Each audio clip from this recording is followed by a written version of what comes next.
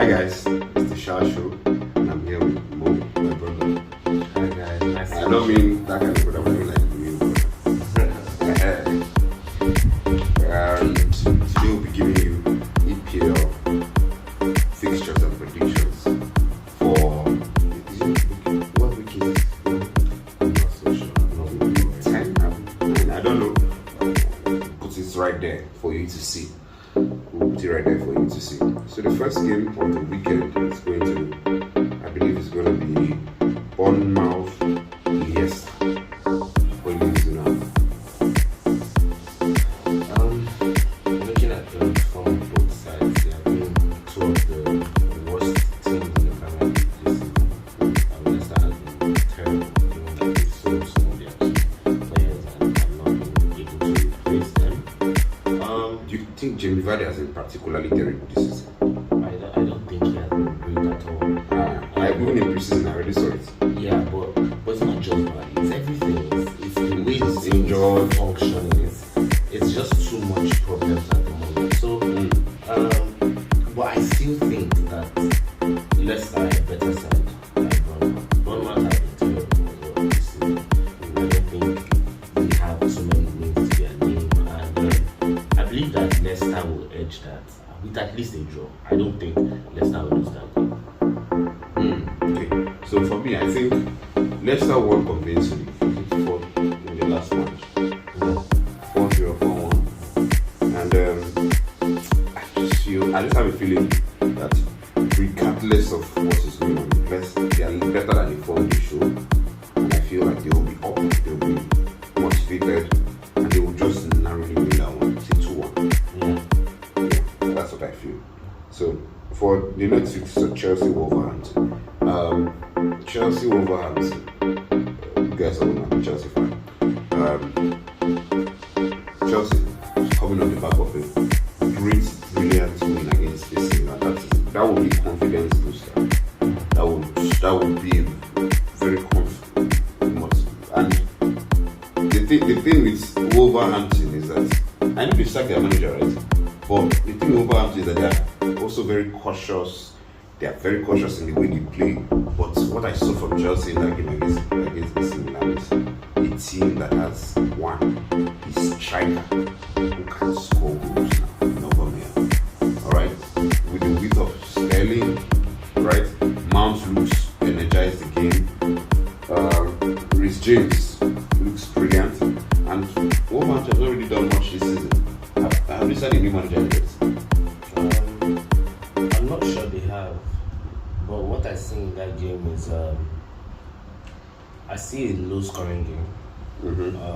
I think that both teams are still trying to find their best way of playing. So although Chelsea look like they might edge that, and Chelsea, who's at home? I think Chelsea. Chelsea's at home. Yeah, so I think that Chelsea will edge that by a score of 2-1 or 1-0, but I don't think there'll be more than 3 goals. No, I'm going to predict that I'm winning. I'm going to beat my Chelsea. Chelsea is going to win by a 2-goal clear, 2-goal margin. And yes, Aubameyang is going to score. That's most certain. Wow, Man City Southampton. Is this one? Does anybody need to predict this? Guardiola and his machine. It's almost as if It's prime number 9 machine. It's almost as if you're just going to say. Southampton are a team that cannot defend to save their life on the normal day. If you're someone who bets, I'm going to give you 2 things to put there, and it's going to come out: Haaland to score and Man City to win. Trust me, it's. Haaland to score, because that's easy. Haaland to score these days is easy. Haaland to score how many is the difficult part. No, I see Haaland scoring 2 goals in that game. Yeah, I agree. I see Haaland scoring 2 goals in that game. I think they are going to absolutely blow Southampton away. I think it's going to be 4-1. 4-1. I think Southampton will score because Southampton on the break they have something. Yes, I think they will score. With I believe Dan Ings is still there, right? Yes, it's still. But no. Ings is at Aston Villa. Sorry, not Ings. I meant Armstrong. Armstrong, Charlie Adams, and the likes. But Charlie Adams. But one thing I'm gonna assure you is they don't get out of City of Manchester with nothing less than three goals. Yes, they conceded 3 goals most certainly. Newcastle Brentford, one of my favorite sides in Premier League right now, Newcastle United.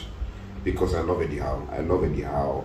I think they've made very good strategic signings. I think Alexander Isak is a brilliant striker. I don't understand why no other team in the Premier League, I mean among the big boys, decided to sign Alexander Isak. What do you think about that, Alexander Isak? I think he's a great striker. To me, I'm more about proving it in the big leagues, and it's his first season. I want to see how this season pans out for him. He has everything to be a fantastic player, but I want to watch him over time and see what he does consistently. Then I can actually put him there amongst the best. How about Brentford and their number 9, Ivan Toney? Toney is a fantastic player. He's done it in the Premier League. He did really well last season. The season very awkward-looking striker, but he's doing very well this season. He got an England call up to the national team, and I feel like Newcastle Brentford is a game that can go either way because both teams are playing really well. Brentford is solid, hard to beat. Their play through the air is amazing. Newcastle is a very, very tactical, great side. So I see that game going either ways. Well, give me a scoreline. I think this is going to boil down to who's at home. Newcastle is at home. I see a Newcastle. I see a draw. I see a 2-2 draw. Nah. Newcastle are playing beautiful football. They've made good signings. Ben Portman being one. Bruno Guimaraes has already been there. Alexander Isak. I don't know. Maximan. He's fit, right? I don't think so. I'm not sure. I don't think he featured in the last. But whether he's fit or not, one thing I'm sure of is this Newcastle signing how to play football. Yeah. And I think they'll just have enough to edge it by a goal. 1-0. Just call it 1-0 or 2-1, but I'm going to start it 1-0. Why I'm seeing it as a closer game than that is because these games are contested tightly on margins. These are teams that they cancel out each other. The qualities are similar. The way they are playing on form is similar. So it's closer to me than the Newcastle win. I know games that Newcastle go in and I say, okay, this one is Newcastle win. But if you're gonna be around the 7, 8 position, 9 position in the Premier League, you will drop points on some grounds against some teams, and I think this is one of the teams that Newcastle will drop points to. Newcastle at home, right? Yeah. Yeah, you think you drop points. Okay, fine. Brighton, Tottenham Hotspur. This one, tricky one. Brighton are flying. Brighton are in form. Tottenham Hotspur have gone off the boil a bit defensive in their nature. What do you think about Tottenham? Do you think Tottenham are a bit too defensive for the kind of quality that they have?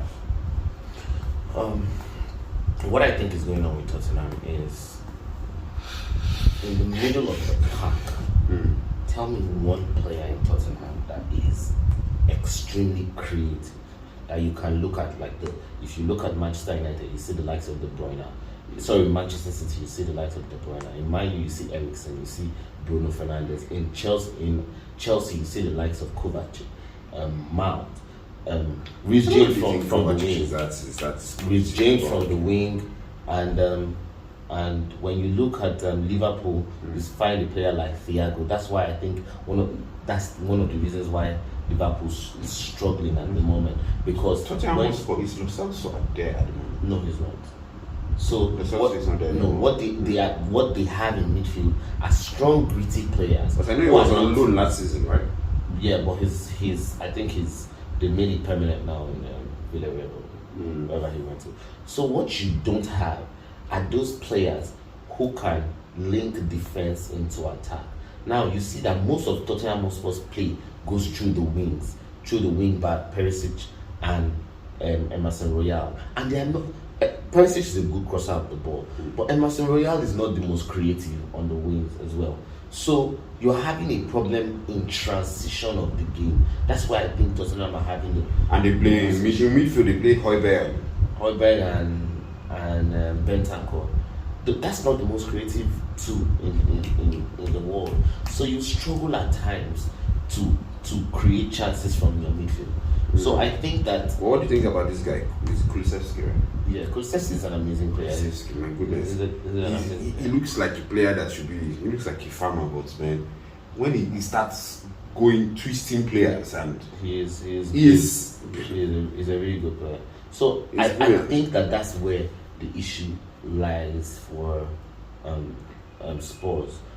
But notwithstanding, the attacking quality is just different. On their day, they could hit a team 6-7. But Brighton is a tricky game for them because Brighton are flying at the moment. Brighton would be difficult for anybody in the Premier League to beat at the moment, the way they are playing. So what's going on in the game? I think Brighton will score. I think Spurs will score. I think I'm going to. But this also boils down to who's at home. Brighton. Spurs takes a draw from the game. They don't lose to Brighton. I'm willing to give this scoreline.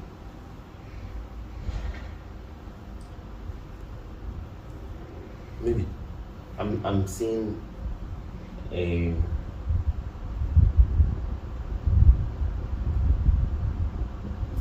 2-1 to Spurs. 2-1 to Spurs.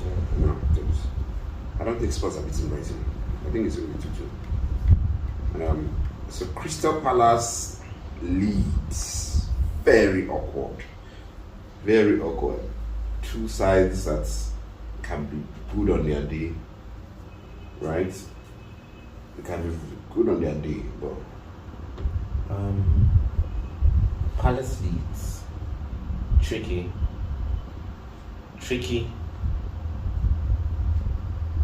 not the easiest to predict. But I think it's a goal game. That's the best I can do for that. I think it's a what? I think there'll be goals. Well, most certainly there'll be goals, but I feel like Crystal Palace will just link it against the Americans team. Are they home? Yeah, they are home. So I think you just link it. I think you just link it 1-0 or 2-1, something like that. Then West Ham, Fulham, London derby. Both sides have not really been flying. Yeah, but one thing that we've always known from time immemorial is that derbies are different. They're away from form, and it's more about passion, energy, and the nitty-gritty of football. So I think that the better team will come out of that one. I think West Ham would edge that by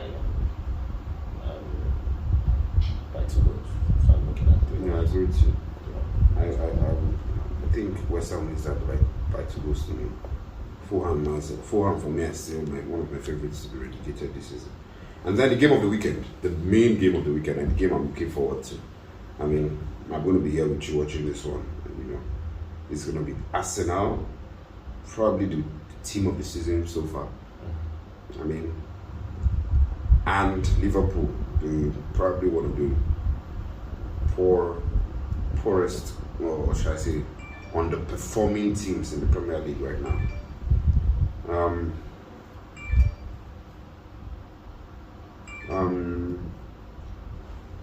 The scoreline. What do you feel about Arsenal and Liverpool this season? First of all, I want to say that Arsenal have been amazing. I don't expect them to do certain things that they have done this season, especially when they went to Brentford and defeat Brentford for 3, beat Spurs comfortably. I think that they look like a team that is destined for the top 3 in the Premier League at the moment. But where the issue lays is in games like this against the big sides. At home, can you bring it? We saw what happened when they were tested. The first test that they got by Man U, and they failed that test. So I want to see what they do against Liverpool. This game against Liverpool shows me if Arsenal are really, really ready to contend with Manchester City for. I'm not really content with. I think whether they are ready to be the second best team in the league, because there is only one. There is only one best team in the league, and it's Guardiola and his machine. And when you're wondering when I'm going to mention, the machine is Haaland, man. There's already a what do you call this thing? This petition online that says they should stop him from playing the Premier League because it's the machine. No, everyone moves like a machine. Everyone knew that. I mean, he moves like a machine. Look at Man City last season. How many goals did De Bruyne score? At least he was in double digits. Mahrez scored goals. What's his name? Foden scored goals. Man City is a team that Rashford will score goals. Cristiano Ronaldo will score goals. Then you now bring in a Haaland at his prime, who is strong, big, able to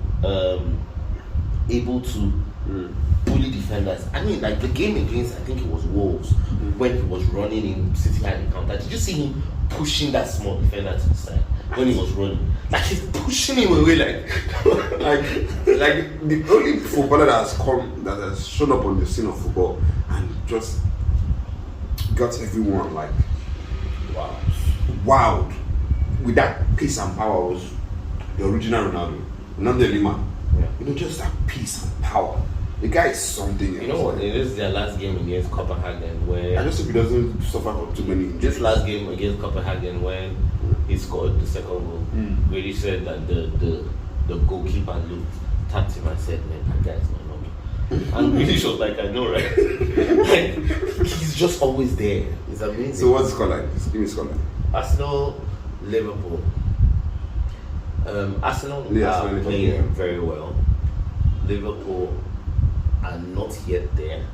I think Liverpool concede a lot of chances, which would play into Arsenal's hands. I see Arsenal scoring. I see a high scoring game because I feel like Liverpool would try and attack and get something out of the game. But the Liverpool defense, the way that they have defended all season, they lose at Arsenal. And I'm seeing Arsenal winning that one by 2 goals. Well, I don't agree. I think Liverpool will bring their A game. I think when you are going to the big sides, there's a different level of focus that will come about. I mean, these players have pride, and I think they will go to Arsenal and they will not lose. They will not lose. I think they're going to scrape out a draw from Arsenal. They're going to take 2 points of Arsenal. I think it's going to be a 2-2 scoreline. Then Man U, your team, Everton. Man U is going to Everton. It's going to the Goodison Park. I don't think Man U will lose that game. I see Man U. I see them scraping out a win from that game. I see very, very tight win. Yeah, I agree. I see 1-0. Yeah, I think Man U will win the game because this Frank Lampard's Everton side are not. They're not the best. No, they are not the best right now, and I think Man U will have too much for them. All right, so that's our prediction. So hold us to our predictions. Tell us what you think. Like, subscribe, comment, and we'll see you next week for another edition. Thank you.